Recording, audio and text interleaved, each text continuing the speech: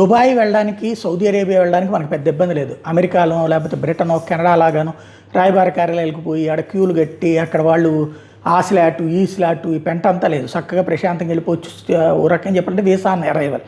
సరే, ఉద్యోగాలకు, ఉపాధికో వాటిది వేరు. బట్ మనం వెళ్ళి సరదాగా తిరిగి రావచ్చు.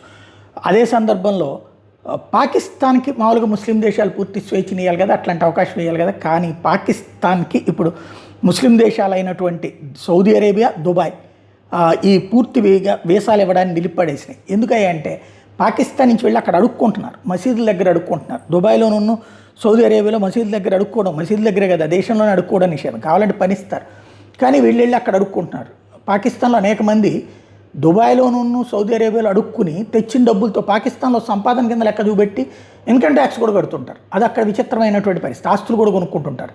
కాబట్టి అక్కడ వీళ్ళకేమో అది అవమానం, మసీదులు బయట అడుక్కోవడం అన్నటువంటి. మనకి ఇక్కడ అన్ని చోట్ల అడుక్కునే వాళ్ళు ఉంటుంటారు. అక్కడ ఆ విధమైన సిస్టమ్ ఉంది. దాంతో వాళ్ళకి వీసాలు ఇవ్వడం నిషేధించేశారనమాట.